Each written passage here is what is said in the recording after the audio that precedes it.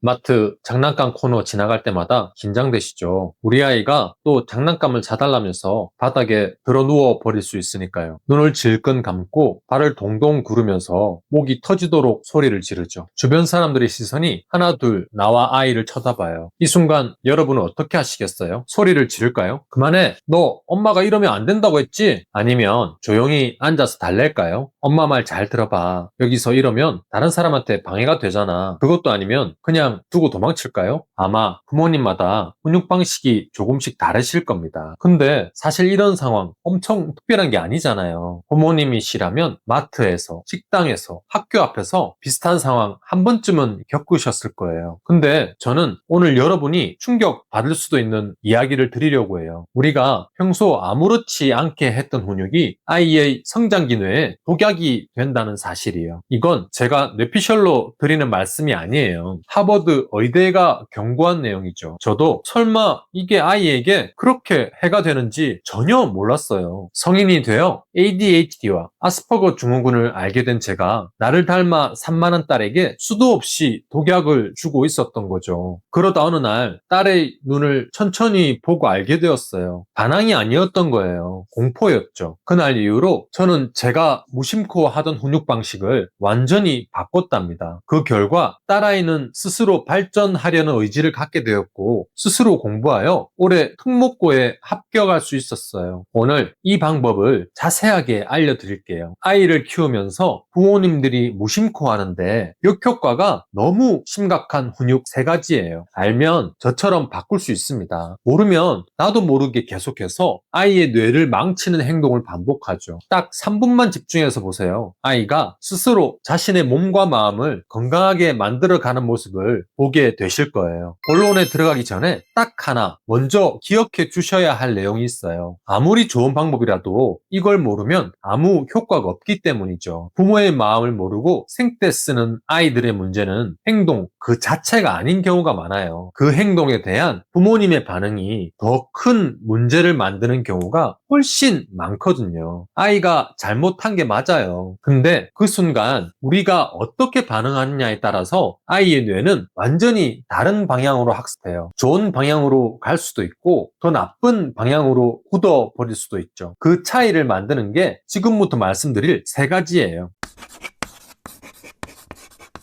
첫 번째예요. 아이의 행동을 보는 순간 즉각적으로 화를 내는 습관이죠. 하지 말라고 했지? 너 도대체 왜 이러니? 부모님도 사람이기 때문에 참는데도 한계가 있죠. 우리도 부모는 처음이기 때문에 실수도 하고요. 저도 잘 알아요. 머리로는 알면서도 나도 모르게 딸에게 소리를 지른 적이 있었으니까요. 근데 이게 전두엽이 덜 발달한 성장기 아이들에게는 독약과 같다는 걸 알게 되었어요. 우리 뇌에는 편도체라는 부위가 있어요. 쉽게 말해 뇌의 경보장치죠. 위험이나 공포를 감지하면 즉시 비상벨을 울려 다른 모든 작동을 멈추는 곳이에요. 부모가 소리를 지르거나 화난 표정을 지으면 아이의 편대처는 즉시 비상벨을 울려요. 그 순간 이성을 담당하는 전두엽으로 가는 회로가 차단돼요. 하버드 의대 연구팀은 과도한 언어적 위협은 아동의 뇌구조, 특히 감정 조절과 언어 처리를 담당하는 영역의 발달을 저해할 수 있다고 경고했어요. 즉 화를 내면 아이는 반성하고 행동을 고치는 게 아니라는 거죠. 뇌가 얼어붙는 거예요. 겉으로만 얌전해진 것 같아 보이고 실제로는 공포 때문에 정보 입력 자체가 차단되죠. 이런 경험이 반복되면 어떻게 될까요? 아이는 부모님이 정상적인 대화를 해도 방어 기제, 즉 폭력적이거나 반대로 벌벌 떨거나 하는 뇌 구조를 갖게 돼요. 결과적으로 갈수록 더 폭력적으로 반항하거나 또는 아무것도 안 하고 방에 틀어박히죠. 저는 딸의 눈빛이 공포로 변하던 그 순간을 잊을 수가 없어요. 그날 제가 굳게 다짐하고 바꾼 게 있습니다. 화가 올라오는 순간 말을 멈추는 거예요. 완전히 멈추는 게 어려울 때는 한 발 뒤로 물러서서 등을 돌리는 것만으로도 아이의 편도체 반응이 달라진다는 연구가 있어요. 감정이 앞서지 않는 대화. 저는 지금도 열심히 연습하고 있어요.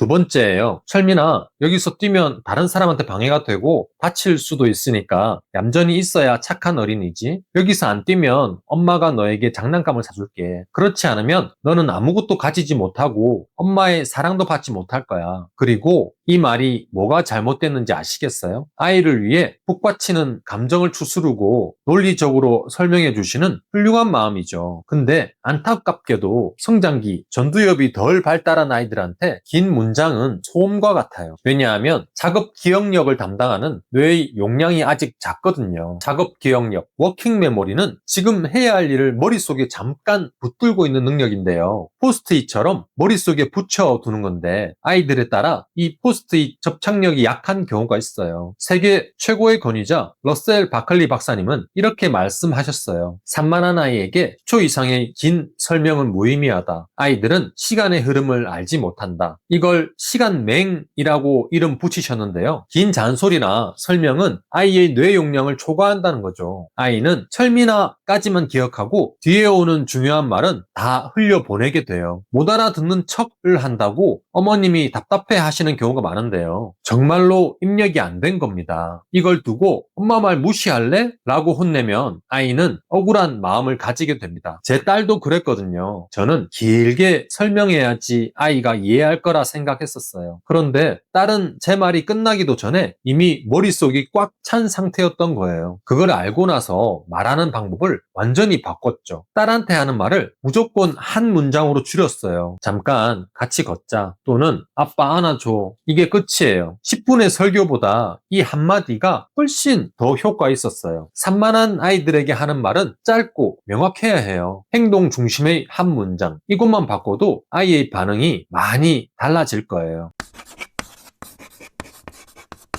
세 번째가 제일 중요해요. 착하게 잘하고 있을 땐 굳이 칭찬하지 않았어요. 그게 당연한 거라고 생각했거든요. 상담하다 보면 이 말씀을 정말 자주 들어요. 그리고 그때마다 정말 안타깝죠. 참을성으로 내가 하고 싶은 행동을 안 하는 아이들은 극소수거든요. 산만한 아이들은 정말 힘들어요. 뇌의 신경 전달 물질인 도파민 시스템이 다르기 때문인데요. 잠시도 가만히 있지 못하는 아이들은 도파민이 항상 부족해요. 그래서 내가 하고 싶지 않은 일도 끝까지 해내려면 외부에서 즉각적인 도파민 충전이 꼭 필요합니다. 예일대 아동연구센터의 앨런 카즈딘 교수는 이렇게 말씀하셨어요. 올바른 아동 행동 훈육은 잘못된 행동을 지적하는 것이 아니라 잘한 행동을 칭찬하는 것에 있다. 쉽게 말하면 이렇게 되는 거예요. 아이가 장난치고 산만해져서 사고를 칠 때만 부모가 달려오고 얌전히 책을 읽거나 공부할 때 부모가 스마트폰을 보면요. 아이의 뇌는 이렇게 학습해버려요. 아, 소리를 질러야 엄마가 나를 봐주는구나. 그러면 아이는 관심을 받기 위해 더 산만해지죠. 아이가 나쁜 게 아니었어요. 뇌가 그렇게 학습한 거예요. 반대로 해야 됩니다. 잘못된 행동을 하면 감정 없이 조용히 제지하고 아주 사소하더라도 잘했을 때 즉시 구체적으로 칭찬해줘야 해요. 방금 조용히 기다렸구나. 정말 잘했어. 이 한마디가 아이의 뇌에 긍정적인 행동을 반복하게 만드는 신경회로를 만들어주는 거예요. 부족한 도파민이 채워지면서 아, 이렇게 하니까 엄마 아빠가 나에게 칭찬을 해줘서 기분이 좋아지네 하는 습관의 회로가 생기죠. 저도 딸아이에게 이 방법으로 훈육하면서 진짜 달라지는 걸 느꼈어요. 잘못했을 때보다 잘했을 때를 놓치지 않고 격하게 칭찬해주는 것. 처음엔 안 하던 행동을 하니 저도 딸아이도 서로 어색했거든요. 그런데 3주쯤 지나자 딸이 스스로 공부하면서 저를 쳐다보기 시작했어요. 칭찬을 기다리는 눈빛이었죠. 아이의 눈빛이 공포에서 기대로 바뀐 거예요. 그때부터 우리 가정의 행복이 시작되었습니다.